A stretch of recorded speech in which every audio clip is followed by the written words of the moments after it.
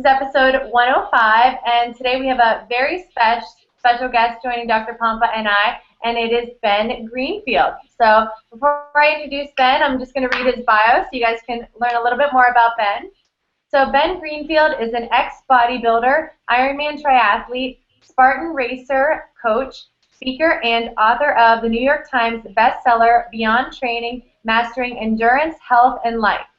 In 2008, Ben was voted as NSCA's Personal Trainer of the Year, and in 2013 and 14 was named by Greatest as one of the top 100 most influential people in health and fitness. Ben blogs and podcasts at bengreenfieldfitness.com and resides in Spokane, Washington with his wife and twin boys. So welcome, Ben, to Cellular Healing TV. Oh, can we hear you, Ben? Oh. I can hear you. Shoot.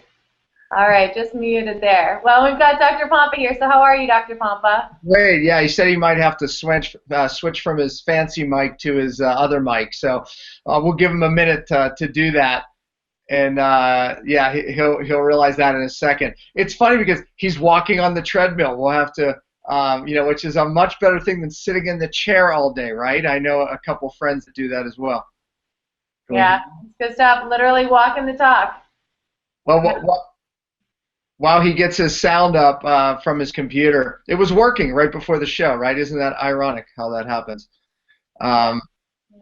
But anyways, so I remember years ago, Meredith. I'll set the show up this way, and Ben, I'm sure you can hear me, but I don't know when Ben first did these tests on himself. It was proving that fat adapted athletes exist, right? Meaning that the old days of all the high carbs, with athletes, I believed were gone, right? But yet they were still saying we didn't have a lot of proof. And Ben, in his own studied at one of a university, and he can tell us which one, actually did a study on himself. And Ben literally got on a treadmill for 3 hours, did all this blood work and biopsies and urine samples, stool samples, everything before the study, got on the treadmill for 3 hours, reran all the blood work and the urine and the stool and everything, and we'll have him talk about those results. But that inspired me to actually, when I read it, I said, I'm fat adapted because I had been in ketosis. So I said, I'm going to fast overnight like I usually do, intermittent fast, and it was around 18 hours, and I went on a 3-hour fast bike ride, fasting 18 hours, so 18, 19, 20, 21. By the time I got home, 22 or 23 hours before I'd eaten one bite of food. Didn't bonk. Everyone on the ride, which were great athletes, were eating, and I was the only one not eating. And to their surprise, I never bonked. I had plenty of energy with over 20 hours without food. And Ben proved that in the laboratory. Wonder if we can hear him now, and he can talk about some of these results as proving fat-adapted athletes do exist. Ben, can you hear me? Oh, shoot. Can't hear you. Oh, shoot. All right. So he's going to switch around some microphones. All righty. Well, and anyway, as he does that, guys, so yeah, if you hadn't guessed it, we're going to talk about low-carb fueling for athletes. So that's the topic. And Dr. Pompa, do you want to share a little bit more while Ben, it looks like he had to log out. Maybe he's logging back in. Yeah. While he gets his audio straight there, maybe? Hey, can you hear me? Yeah. Yeah, we can hear you now. All right. So Ben, I don't know if you could if you heard what I had said. I heard everything. Okay, great. So your comments on that, and I know that even when you wrote that article that I had originally read, all the data still wasn't even in. So talk about what inspired you to do that study on yourself, and then talk about what occurred during the study, what you measured, and of course, how that affected life afterwards. Sure.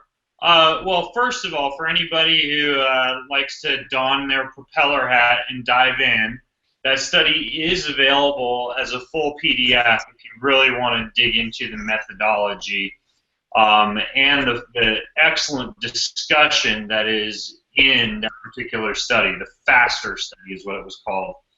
My own reasons for doing it were frankly pretty selfish, right? I'm racing Ironman triathlon, and I wanted to go faster, or at least be able to maintain the speed that I was used to going at for longer periods of time. And I wanted to do so without experiencing a lot of the potentially deleterious effects that chronically elevated blood sugar can cause, or the potentially unsettling effects that carbohydrates fermenting in your gut can cause. And so because of that, and also because of the fact that in my genetic testing, I've been shown to have about a 17% higher than normal risk for type 2 diabetes. It was very important to figure out a way to actually hack Ironman triathlon, so to speak, without going the traditional route of fueling with gels and bars and energy drinks and things of that nature. So over the course of the year that I was preparing for that study, meaning following the special diet of about 80 to 90% fat, 5 to 10% carbohydrate, protein would vary a little bit depending on the day's activities, right? On a day that involved a lot of eccentric muscle tearing type of activity, particularly weight training or running, I would get protein up to close around 20%. Most of the rest of the time, protein wasn't that high either. Protein was around 10 to 20%. So really a great deal of my dietary intake came from fat. So I was not allowed near any Italian restaurants at all.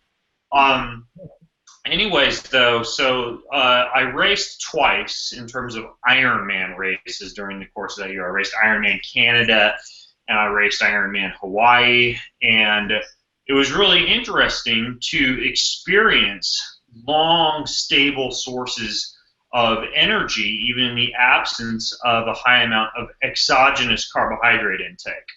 And we're not talking about a complete absence of carbohydrates, because frankly, the nature of the beast of something like, say, an Ironman triathlon is you're out there for 9 hours or 10 hours, but there's a lot of what is called burning the match during that period of time. Right. What that means is that when you pass someone during the race on the bike ride, you might be going from your normal race pace of 250 watts up to like 400 watts. And so that actually does cause a pretty significant glycolytic shift, a response of your body needing to burn through a high amount of carbohydrates. So it's not like you're going for a long endurance event if you're doing ketosis with 0 carbohydrates, but it's a much, much slower, about a quarter of the amount of carbohydrates I would normally consume, during the actual event, along with ample amounts of easy to digest proteins,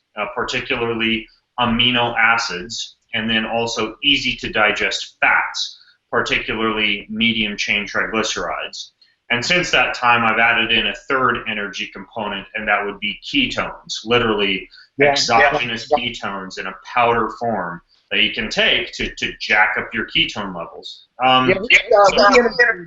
We interviewed Dominic D'Agostino, and he talked a lot about exogenous ketones. Yeah. What did you just say? Yeah, I'm sorry. My echo there. We interviewed Dominic D'Agostino about some of the exogenous ketones, and we've added those to your fat regime.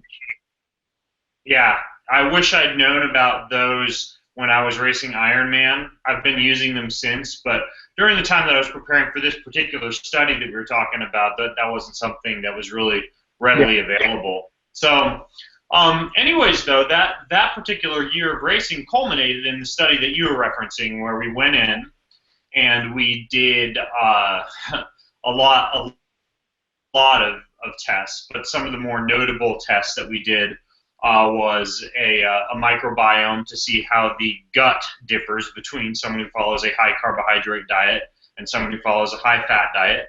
We did fat biopsies to see if the actual fat tissue makeup was any different. We did muscle biopsies before and after exercise to see if there was any difference in the ability of the muscle to be able to store carbohydrate, or how quickly the muscle burnt through carbohydrates. We did a resting metabolic test, which is just a test of how much carbohydrate and how much fat you're burning at rest, along with an exercise metabolic test, which is a measurement of how much carbohydrate, how much fat, and how many calories you're burning during exercise. Long story short, is that, and I'm sure that you know this based on your conversation with Dr. Volek, even though most physiology textbooks will inform us that we can burn about 1.0 grams of fat per minute during exercise, the athletes who followed a ketotic or a low carbohydrate diet for close to 12 months were experiencing fat oxidation values of closer to 1.5 to 1.8 grams of fat per minute, significantly higher than what you would expect. And so there's not only a glycogen sparing effect in a scenario like that, but there's also some pretty significant health implications, meaning that you're creating fewer free radicals and experiencing less fermentation in the gut and experiencing less fluctuations in blood sugar. And I guess one of the more annoying parts for me about the whole results of that test was that people said, oh, they call it the faster study, but you guys weren't going any faster. You guys who did the high fat diet.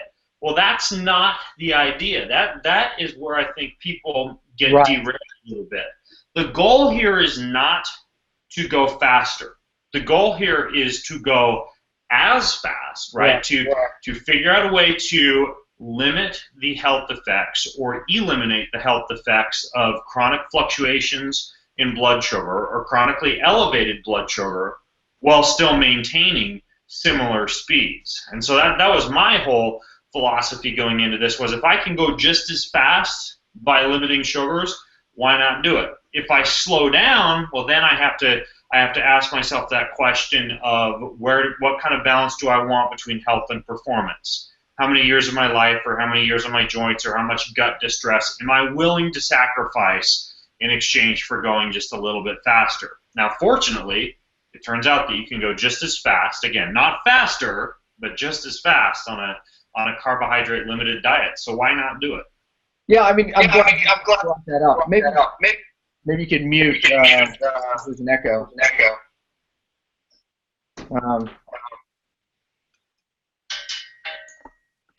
Not sure where the echo is coming from. Try that. I plugged in my headphones, so there may be less of an echo now. Oh yeah, perfect. I don't hear it. Can you hear me? Yep. Yeah, great. Yeah, so I'm glad you brought that up because I always say, look, go as fast with this diet, right? Like you said, it's not to go faster, it's to go as fast, but what I always say is, but live longer.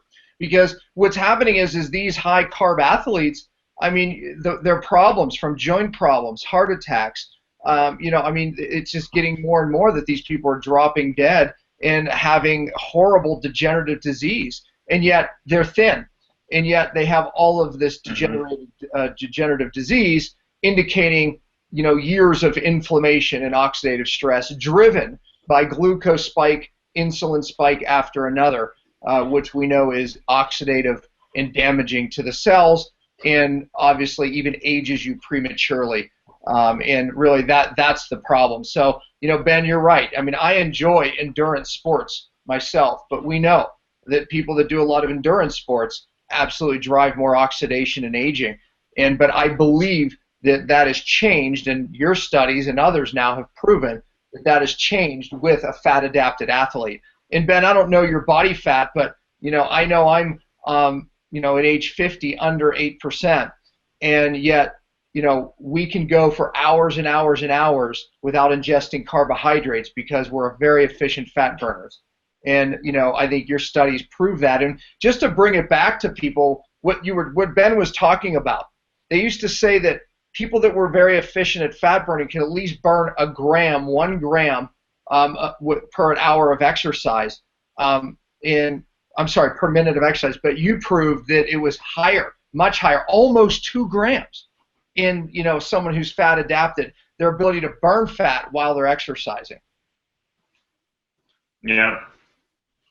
So I thought that was really one of the best parts about the study, is because there was even criticism in the beginning of, look, you guys talk about this fat adapted exercise, but where is the proof that you can burn that much fat during exercise? Well, you won't do it on a high carbohydrate diet. You only burn those numbers and that much fat while you're fat adapted. Yeah, and I think that one of the important considerations here is you need to look at the length of time that the fat-adapted athletes in that study followed a high-fat diet, right? The researchers reached out to me a year prior to that test. Most of the athletes who I coach or who I consult with who are doing well following a high-fat diet have been following that for 1 to 2 years. Sure, you experience some of the health effects of lower blood sugar levels and less oxidation even after following a diet like this for a couple of weeks. But in terms of you achieving what's called the mitochondrial density necessary for producing a lot of ATP on a high-fat diet while exercising, you're looking at needing to be in it for the long haul. And granted, in the whole scheme of things, for an athlete who may want to compete in a sport for, say, 20 years, spending 6 months to 2 years getting yourself to a state where you can really efficiently use a natural source of fuel and limit oxidation, it's not an incredibly long period of time, but I do think a lot of people hear about this magical effect of a high-fat diet, and they rush out and they feel like crap, especially for those first 2 weeks. And that's something important to understand, is you have to be in this for the long haul before you really begin to experience a lot of the favorable adaptations, before you begin to be able to go for really long periods of time without eating and even exercise during those periods of time. I mean, it takes some time to build up to being adapted. Ben, I believe a lot of it's epigenetic. I get these clients, and I get a lot of emails from the doctors that I train from their clients saying, I'm keto adapted, and yet I'm still not burning fat, et cetera, and they're worried about the weight loss. And I explain that it takes time to become more and more efficient at burning fat, and therefore the body feeling free, that it can burn its fat even for energy. But it does. It takes time. It even took my wife time. My wife she did not click in for a long time before she was able to use her fat stores for energy. It was months and months, and really almost a year before she became, as efficient as myself. And now her numbers are that. She's now an efficient fat burner, and it's so much easier for her to stay lean now. And Meredith, you have asked that question, I think, to Volek, maybe D'Agostino, about that time. You said, what's the difference? It seemed like women have tougher time, getting into that fat burning efficiency. Yeah. The other thing I think that's important is the type of high-fat diet that you follow. And there was a really interesting study last year that looked into the potential for high levels of chlorophyll in the bloodstream to be able to assist with ATP production. And like a very plant-rich ketogenic diet is, in my opinion, favorable for not only limiting oxidation and free radical production, but also causing even more stable energy sources due to the fiber, but also potentially an increase in ATP production beyond what we fully understand in nutrition science when it comes to having a lot of plant-based chlorophylls in the bloodstream. And I see a lot of people follow, say, like the bulletproof coffee type of approach, and they'll have like 3 cups of coffee with butter and MCT oil in it during the day, and they'll have like a big cut of fatty steak at dinner, and they'll, for lunch might be coconut milk with some coconut flakes and some chocolate stevia. And if you step back and you look at the diet, maybe there's some macadamia nuts sprinkled in here and there. There's very little plant matter. I personally eat about 20 to 25 servings of plants per day.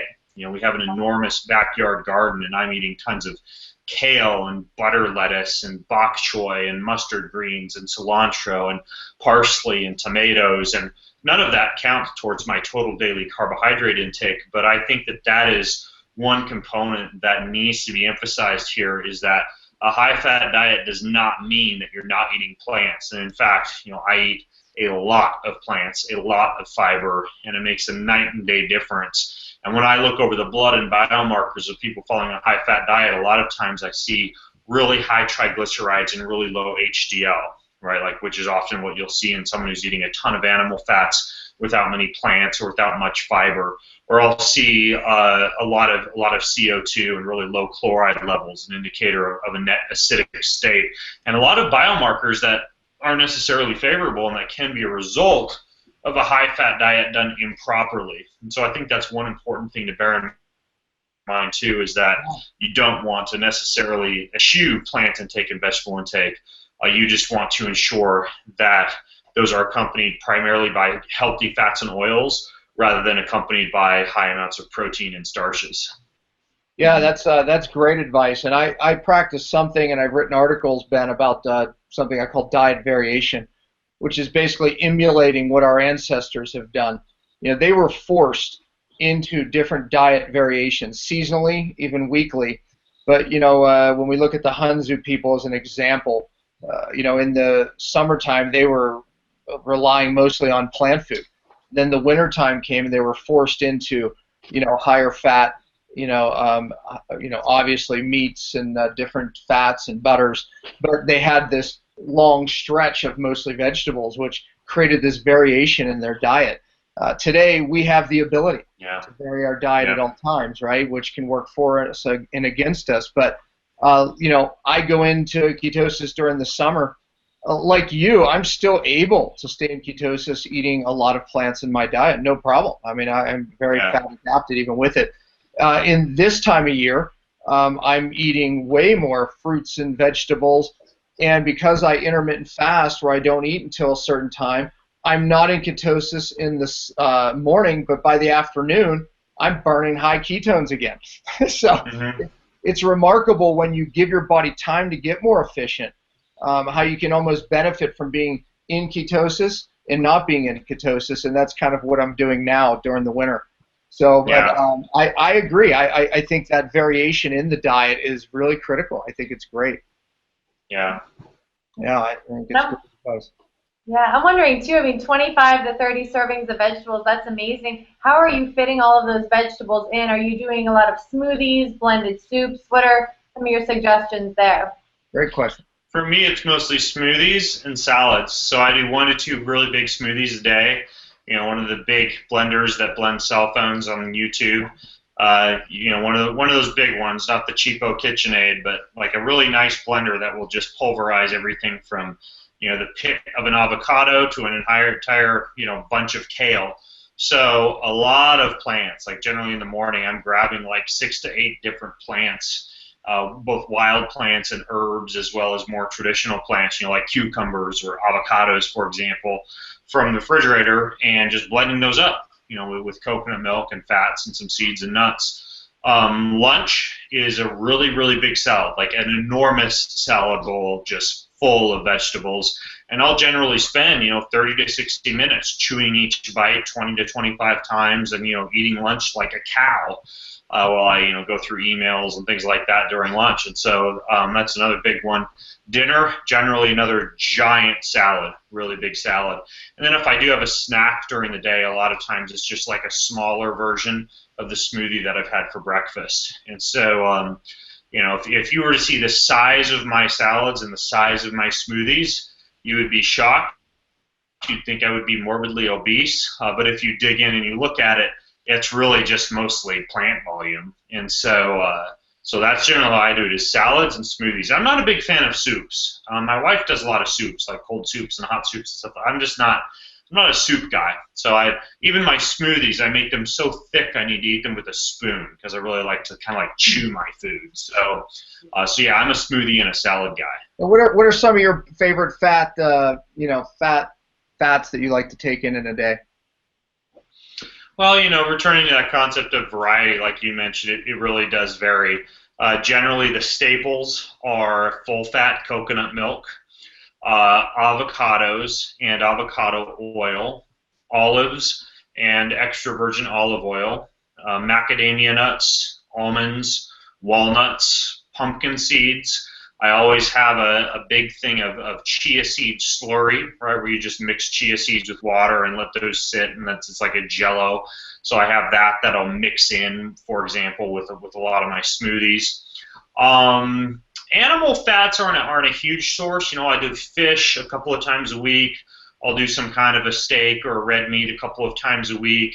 I always have some pemmican around, which is kind of like a rendered fat recipe that's in like a tube that I can use when I'm, you know, on a plane or need a snack on the go.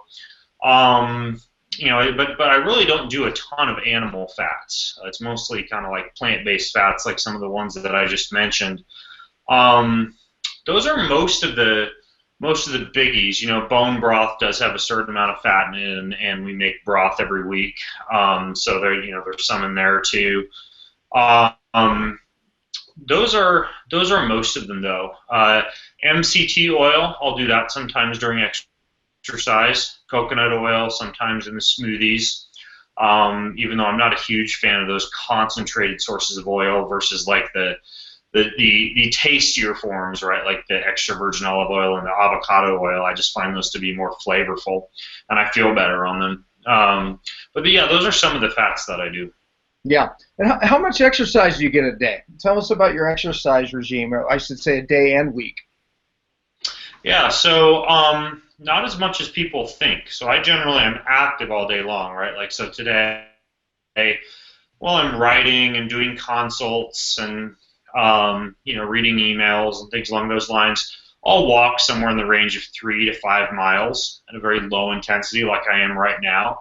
When I get up in the morning, I'll generally spend 20 to 30 minutes doing some deep tissue work and some mobility work, some foam roller, some band work for traction on my joints. And so by the time I get to the end of the day, I've been mildly physically active for 6 to 8 hours, right? Just very low level intensity. And then at the end of the day, I'll throw in 30 to 60 minutes of a hard workout. That might be a tennis match. It might be kickboxing or jiu-jitsu. It might be some kind of an obstacle course workout, with sandbags and kettlebells and things like that. It might be a swim, so it kind of varies quite a bit, but generally it's 30 to 60 minutes of something hard in the afternoon or the early evening, and then just up until that point, low-level physical activity all day long. And so it's tough to quantify because I'm just, I'm always kind of moving. But as far as a formal workout, it comes out to about 30 to 60 minutes a day. Yeah, it's remarkable that you're working and moving all the same time. Isn't it remarkable, Meredith? I mean, it's like these active 6 to 8 hours a day. It shows you there's always time for people watching this. Say, I don't have time to do this. Right. Never. You're doing it. Yeah, you're doing it. Well, I'd like to, if you don't mind, I'd like to go back to kind of what you spoke about in the beginning with the experiment and being in ketosis and the impact on your gut and your microbiome. If you could kind of speak to that, I'd like to learn a little bit more about that. Yeah, I didn't see the results yet, interestingly, from that test. But, a few of the things that I would suspect, if I could hypothesize, for example, is that, in someone eating a higher fat diet, you would definitely, especially if you're doing butter or coconut oil, for example, likely have slightly higher levels of butyric acid. If you're eating more plant-rich diet, probably higher levels of short-chain fatty acids and just better colonic health overall.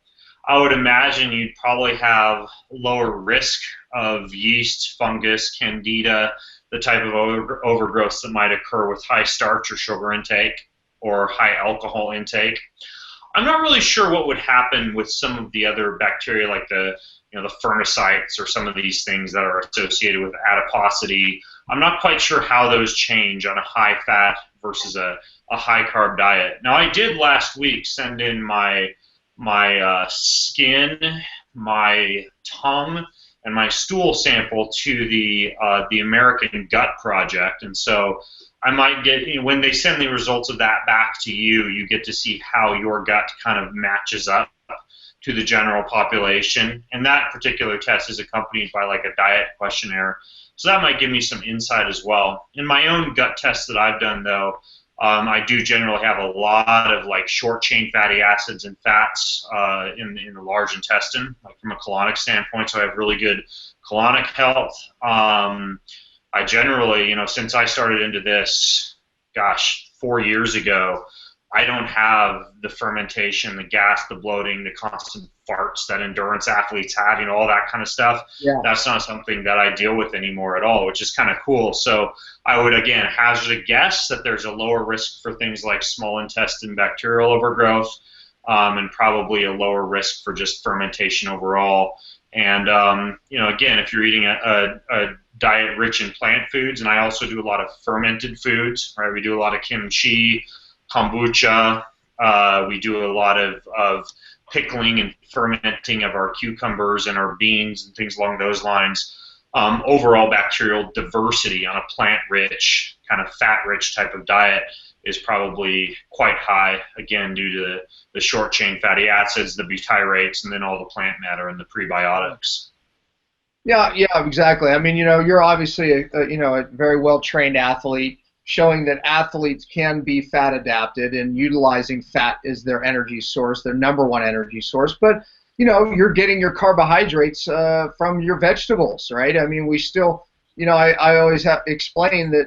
Look, I believe that I eat a normal carbohydrate diet, what humans were supposed to eat. I think, we talked about a little bit with Volek, that today, even people that think they're eating low carb, really this is just the way that humans were meant to eat. It's like, yeah. It just so happens in our society, we call it a low carb diet. I call it a normal carbohydrate diet. Moving in and out of ketosis throughout my day. I mean, at different times. If you weren't eating for a period of time, your ketones are going to surge, your glucose is going to drop. That's what's meant.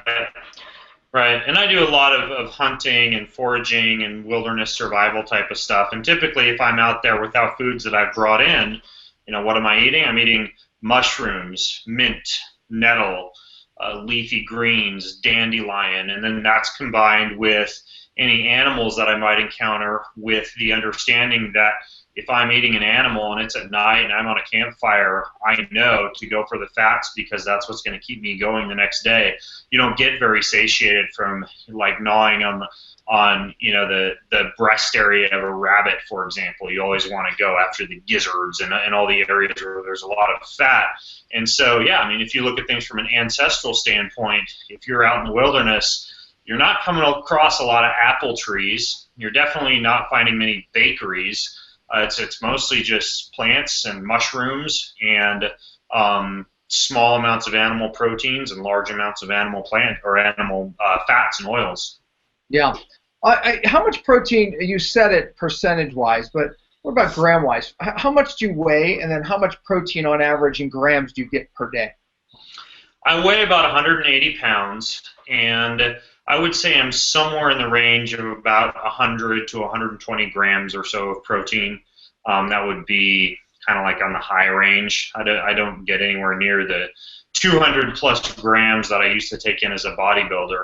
I try and stay, I try and stay at close to at least 0.5 grams of protein per pound of body weight, because that amount is necessary to avoid loss of muscle. Yeah. But I never really exceed 0.8 grams per pound, or that's pretty rare, just because there's not a lot of evidence that there's a great deal of anabolism that takes place once you exceed that amount. Yeah, I'm with you. I mean, I think people today, they move into, I guess what's in rage right now is the paleo diet, right? And then people start eating a bunch of protein. I'm not a fan. I've read the studies of high protein, and I know that it's not a healthy diet, and of course it can, through gluconeogenesis, even turn into sugar. I always tell people as a general rule, if half your body weight, considering you're not morbidly obese, but I mean, half your body weight is a very safe. You're an athlete. You can take a lot more than even the average person, and utilize that protein safely. I think I agree with your range there. Yeah, and like you said, it all depends on your nitrogen balance. If you're a hard-charging person and doing a lot of physical exercise and you have a high level of muscle mass to support it, then you might need to get closer to the 0.7 to 0.8 grams per pound. But most people can maintain anabolism and health at 0.55 or so. Yeah, no, I agree. It's a good number. Well, and I'm wondering, Dr. Pompa, you had mentioned about kind of your fasting experiences too. I know you practice daily intermittent fasting. And Ben, I was wondering if you can speak to your fasting experiences. I think I've heard that you do practice daily intermittent fasting, but I didn't know if you've done longer fasts or, kind of what your experiences have been and how that's impacted your training and your health. Yeah, I generally do every month a 24-hour fast just to clean things out a little bit. It'll just be like a Saturday at lunchtime until a Sunday at lunchtime, right? So I'll just skip dinner on Saturday night and breakfast on Sunday morning. Now, is that Every just day. water too? That's just a water fast? Yeah, just water, coffee, tea, stuff like that. So, yeah, no, sometimes Hey, Ben, kombucha. I don't know if you ever, I can't, it's hard for me to recommend for people to go watch the videos because these guys drop a lot of F-bombs and it might be offensive to some. But they're called the Hodge twins, okay? Meredith, you can Google them, but they're funny. I have to admit they're funny, even though you know they're a little rough around the edges. But these guys are these bodybuilders, right? Ben, you know, your past. And they intermittent fast, so they go 19, 20 hours. They used to be into the 5-6 meal a day thing, and they realized that it wasn't working like they expected. Someone encouraged them. I don't know their exact story, but now they've been doing this for a while, so all their videos are on intermittent fasting and how it raises their growth hormone and testosterone. And now they've gained all this muscle. I think 20 pounds since they've been doing it, and they're under 6% body fat. But watch the videos. I think that you'll gain some insight out of it. It's pretty humorous, and I actually think these guys are pretty smart. I think they put on a little act for the YouTube videos, but they get a million hits on their videos. It's pretty funny.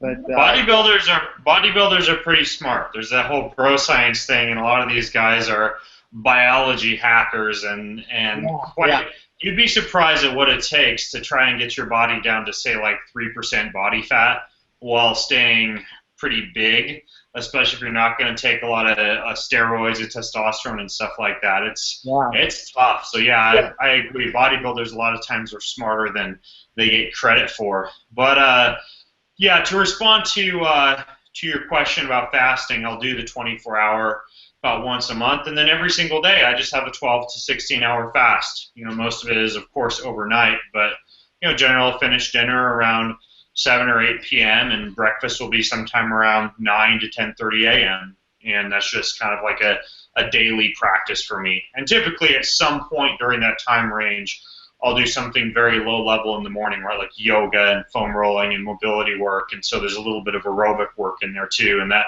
seems to help pretty significantly in maintaining a low body fat percentage, just combining just a little bit of easy aerobic activity, or even something like cold thermogenesis, right, like a little bit of a cold soak or sauna combined with a cold soak. That seems to help me out quite a bit with staying lean by working some type of activity in there. I do that. I take hot saunas and then do cold showers afterwards. Yeah, and it breaks up your fat burning pretty significantly. Yeah, I started out, when I was intermittent fasting like you, I was doing 15, 16 hours, and then I've pushed it. It seems like the longer I push it, the more hormone sensitive, no doubt, I become. And the older you get, the more important that is, trust me. And, I noticed a difference immediately in my body fat and even my ability to hold on to my muscle. It's, the growth hormone rise and the hormone sensitivity occurs the longer the longer I go, for sure. You do a lot of endurance stuff, so I could see you needing to shorten that window slightly, as far as how active you are, Ben. Yeah, and most of that's due to, like, those evening workouts that I do. They are pretty tough. Yeah. Because I'm still racing professionally as an obstacle racer, and so, and a workout for me, when I'm saying 30 to 60 minutes in the afternoon after a day of being on my feet and moving for 6 to 8 hours, we're talking about a workout where the average heart rate is very close to maximum heart rate. So, like a puke fest style workout, and that's pretty draining from an energy standpoint. So generally for me to do like daily, exceeding like 16-hour fast daily, that gets tough. And then of course the other issue is that my wife is an amazing cook. And so I can only skip so many meals during the day before I feel like I'm missing out on a very important part of life. Well, I think at your activity level, I think you're still getting that benefit. Like you said, your exercise. If I would exercise that intently at night when I do, I definitely have to eat earlier. There's no doubt, but you're still getting the benefit. You're still getting the growth hormone rise, even with that daily fast. And Ben, once a week I do a 24-hour fast. This week I did 2 of those. Not even on purpose. I just went from dinner to dinner, And, Yeah. you know, it was remarkable. I love to watch with my body. I ended up doing 2 in a row like that just because of my busy schedule. And, you know, it was remarkable, but I felt like, you know, I definitely, you know, noticeably more energy on those days and noticeably leaner, and yet didn't lose, you know, 1 ounce of muscle, you know, which is, matter of fact, maybe the opposite. You know, my gym workouts were super strong. But yeah, I mean, I'm not nearly doing the you know, athletic stuff that you're doing these days. But I admire that, you know, you keep a busy schedule working and you're still doing all that, Ben. I mean, I find that really impressive. You know, what you're doing is working. It shows you what we do works, right? I mean, you have busted the mold for these, you know, high carbohydrate endurance athletes. You know, you really have. I find it remarkable, and you took it to the science, Ben. So I think that's impressive as well. Cool. Thanks, man. Yeah, no doubt about it. So I mean, you know, as far as that goes, you know, where are you going with it? I mean, you love doing the studies. You know, you love doing this stuff. You know, what do you see yourself, you know, doing here in the future with it? I'd like to kind of look into a little bit more of an ancestral application, like a more practical application. I'd like to look a little bit more into persistence hunting, not just like African safari plain style persistence hunting, but perhaps something closer to where I live, where, you know, I'd be going after elk or moose or something like that, preferably in the snow where tracking is a little bit easier. But seeing if it's doable to go out and, you know, say, head out on a, you know, anywhere from a 5 to 8 day hunt is realistically what you're looking at, you know, with a bow or with a spear, or with a close range weapon, and seeing if it's possible to actually go and get your own food in the absence of food, just to begin to get people thinking about the state that we live in, the culture that we live in, where food is just constantly readily available. What would happen if we didn't have food, but we had to figure out a way to feed ourselves? And the same to be said for foraging and for wild plant-based foraging. And this is something I already do with my kids. In the summers, for example, we usually have 1 day a week where they can only eat what they've found outside until dinner. So from breakfast until dinner, they can only eat wild plant matter, things that they forage for outside. They're not old enough yet to be like killing squirrels or coyotes or anything like that. So for them, it's just plants, right? And so as part of their childhood, they have had to learn to figure out how to go out and take care of themselves by going getting plants. And they come back inside. They're allowed to use the stove. They're allowed to use the blender, stuff like that. But they can't use, you know, ingredients from the pantry or from the refrigerator, right? Like, it's all based on plants. And I would like to get people more aware of that type of practice, you know, because it really goes quite handily with the things that we've talked about, fasting and ketosis and denial of modern food sources and starches, and instead just learning how to take care of yourself.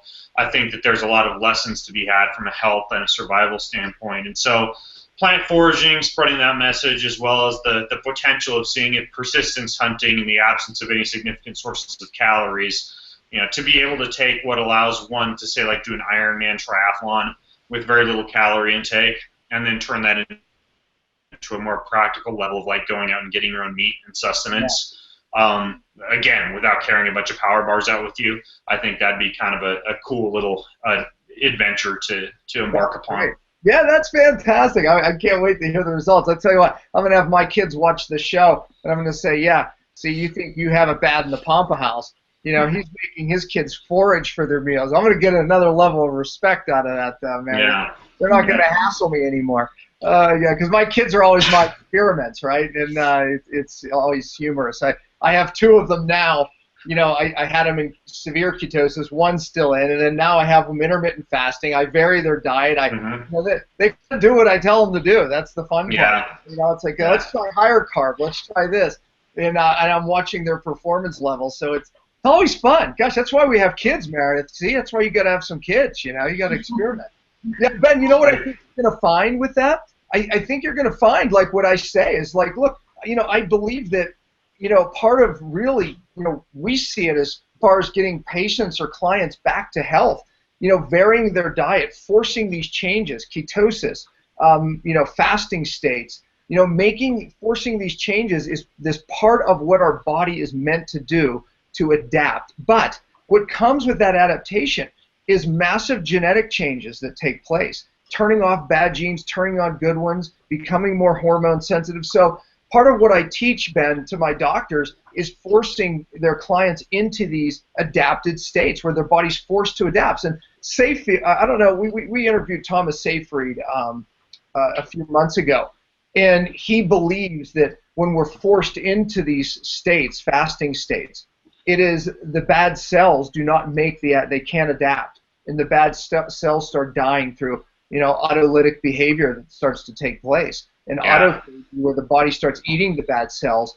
But it is forcing our bodies to adapt, having to adapt. What you're describing is what our ancestors had to do, but there is health to this type of adaptation and diet variations. So really, you're going to find that when you do those experiments. I can't wait to hear it. Yeah, that or I'll just wind up dead in the wilderness somewhere. You're going to be forced to adapt, all right. So I guess, actually, you know, I was hiking up this, we do this hike a few times a week, and we hike up the mountain, and then there on the right was this massive spine, and I think it was a moose, because typically we encounter, you know, wildlife like moose on this hike, but it was this massive spine, and of course my dogs went right after it. So hopefully you don't end up like that as just another prey. we have spot lines around here, so be careful, Ben. This is great stuff. Meredith, I know you had a list of questions, so I don't want to, we have a few minutes left, and I know, Ben, you have a hard line, so. Well, and I know we do just have a few minutes left, so yeah, Ben, I want to thank you so much for being on the show, and I'm wondering if you have any advice for our audience who's watching, who wants to do some things like you're doing, obviously not to that extreme, but what would you suggest for some of our viewers who really want to increase their performance, want to implement some of these strategies that you're employing? Where would they start, and what would you say? I would emphasize what we touched on towards the beginning of this call, the idea that your life can be fitness, and you know, after we finish our call today, I will get off the treadmill, and before the next call, I'll go and check the mail, and after I grab the mail, I'll sprint back up the driveway, right, really, really hard, and I'll get to the top of the driveway, and I'll crank out 25 push-ups, and then I'll open up the mail, take care of the mail, and head back down to my next call. And so, you know, little things like that add up during the day, and they get you to the point where, you know, you really can go out and do things like an Ironman triathlon or a Spartan Beast or something like that, and not have to spend your whole life exercising, right? And it's fun too, because you have energy all day long, right? You don't stand up because your hip flexors have been shortened for hours and have back pain, and you know. So I would say just figure out a way to hack your environment to make physical activity something that you do all day long. And if you work in a traditional office setting, you know, put a kettlebell underneath your desk and get one of these like stools that you lean back on rather than sitting down. And every time you go to the bathroom, have a rule that you got to do 50 air squats. You know, start to work in those little things throughout the day, and you would be pretty surprised at how fit you can stay and how prepared you can be for a big event without necessarily neglecting your family and your friends and hobbies and work and stuff like that. Yeah, that's great, Ben. Yeah, you live an amazing lifestyle, and I know you've been an inspiration to our viewers and listeners.